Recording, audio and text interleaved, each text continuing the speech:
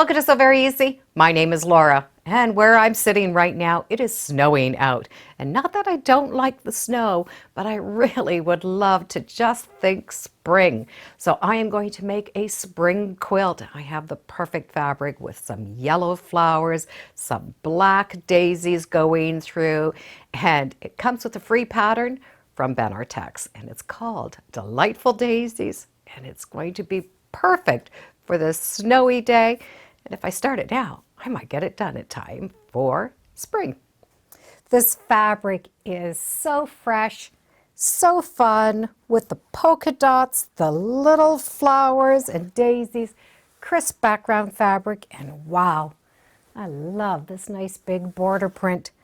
This is going to make a beautiful quilt. And this just happens to be a free pattern. So I'm going to get that cut and we're going to get ready to sew. I have cut out all of my pieces and we have some really simple shapes.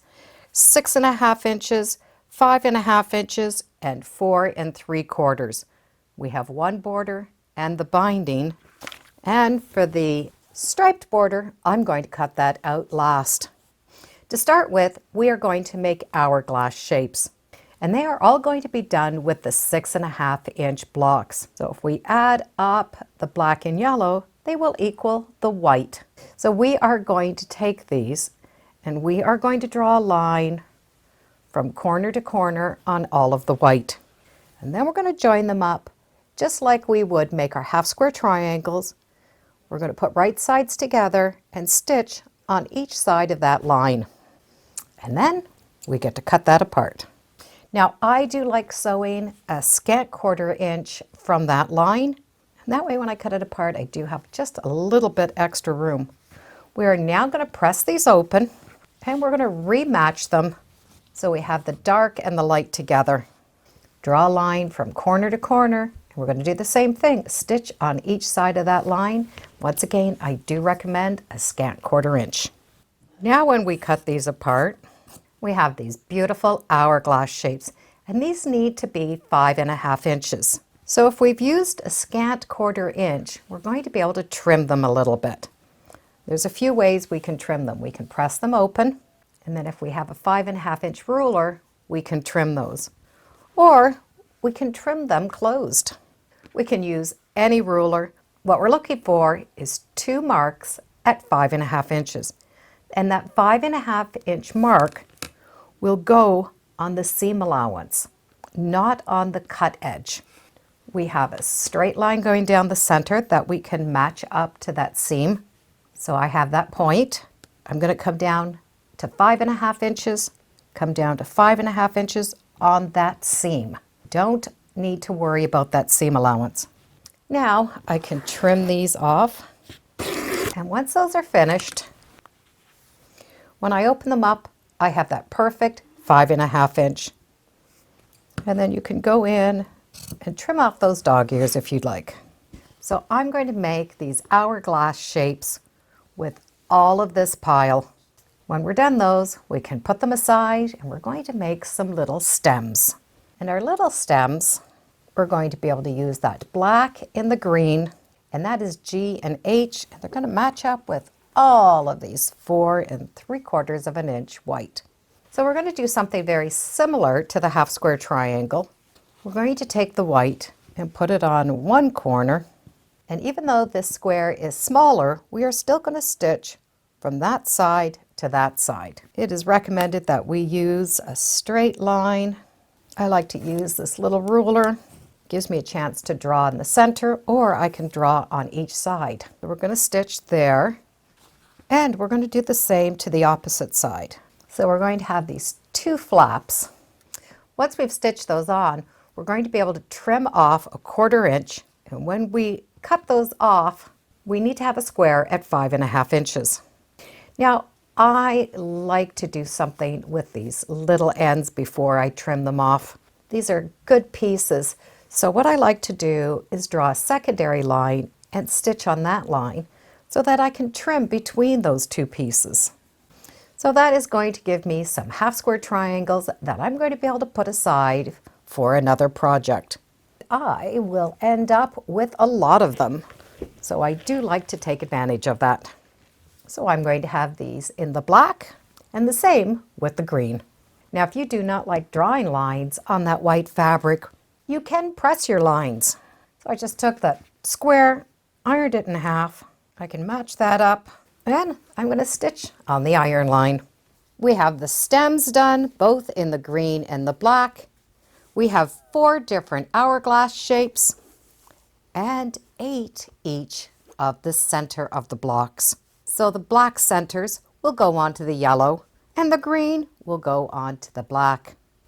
We're going to be able to put these blocks together in rows, but I like to lay the rows out first. So I have my 4 piles of my hourglasses. I need 4 of the dark, 4 of the other dark with that yellow, 4 of the green, and 4 of the green. So I'm going to put these aside and work on one stack. For those 4 centers, I'm going to need 4 hourglass to be stitched on each side. And this is going to be the center row of one block. When those are done, we will have 8 hourglass left from this one collection. We're going to need 8 green stems, and those are going to go onto the left-hand side of that one hourglass. 8 black, which will go on the opposite side. So what we're looking at are these stems pointing in and the colored blocks pointing towards these. When we put them together, this is going to create a square in a square. So just bring those to the machine and sew those units together. Once we have those leaf units done, we're going to divide that pile in half, flip it over to the other side, and those are our blocks. So we're going to be able to sew those 3 rows together. We have black going in one direction and the green going in one direction. And we have the square in the square look. And we're going to do this to the 4 sets of hourglass blocks. So all of the yellows will be the same, all of the blacks will be the same, and so on. When we get these all together, we are going to have 16 blocks, 8 with some yellows and 8 with the blacks. And when we match these together, we want to match a black and a green. And you can really see that secondary pattern when they are put together. The layout does have the same black blocks going in a row. And then it has 3 of the yellows going in one row. That 4th one is up in this corner. Those 3 and that matching one is in that corner. Now that's a perfectly great layout, but you could mix it up if you'd like. You could put it together in rows or in quarters. For myself, I do like working with the quarters. So I finished putting the body of the quilt together, and I did not have all of the same blacks going in a row or the yellows. I did mix it up. I like the look of it being all mixed. Now the next thing we're supposed to do is put on a green border, and then from the border print we're going to cut and put that border on with some cornerstones. And that has a very beautiful look. However, I am going to bypass this, bypass the cornerstones, and do mitered corners. Let me show you how. Now this fabric is not cut by the width of the fabric, but by the length of the fabric. So we need to cut it down the length, not the width of the fabric. Now we're going to be able to choose the size that we want from this. And where do we want the pattern to go? Each repeat is about 10 inches, but I'm only wanting about a 5.5 inch. So that is going to be my repeat. So I have 2 yards of this, and I'm going to be cutting that all one long piece. With those centers cut out, I now have 4 equal strips. I need to find the center and mark a measurement. And I need to mark this with the measurement of the inside of that quilt, which we do have the measurement already for us at 60.5 inches. So I need to do 30.25 from my one fold. So I'm going to come down and I'm going to make a mark, and I'm going to have the green side going into the quilt. So I will need to make a mark here. I'm not going to cut it, I'm just going to put a mark. I'm going to put a second mark, and it is going to go 1/4 inch inside. So the first line is the size of the quilt. The second line is where I'm going to stop and start stitching. Now, I have exaggerated that line, but you'll get the point that I have the one line, which is the size of the quilt, and that second line is where I'm going to stop and start. So I'm going to be able to match this up to the quilt top. So I'm going to take that first mark and I'm going to match it up right to that edge. I'm going to do that equal on both sides, and then I'm going to pin it. And as I am stitching, I'm going to stop and start at that 1/4 inch. So I'm not stitching right off that quilt. So that border has been stitched on, all but that little 1/4 inch in this corner. Now I like to do this to 2 opposite ends, and then I like to sew on the sides. And I'm going to be sewing it on the same way. However, I like to move this border out of the way. Have it come right tight to that 1/4 inch seam, and then fold that back. The folding is just to keep it out of the way until we do our next border. So I'm going to match that up and pin it on. Once we have this pinned, we are going to be able to stitch. Once we have all of those pieces sewn on, and we have that little 1/4 inch sticking out from each side, we're going to be able to make that mitered seam. So we have these 2 long tails with that quilt body. We're going to match up those 2 sides, and we're going to be able to match up that border fabric. And this is that quilt folded so that we're able to match those sides. I'm going to put a pin in just to hold both of those seam allowances so they're both coming up. Now I'm going to be able to draw a line from this point here where the 2 threads matched down to a 45-degree angle. So I'm going to use that 45-degree angle and put it right here along the strip, and it can go on this side or this. I'm just going to do it on this side so you can see it better. And you're going to be able to see that we have that nice straight angle coming from this fold.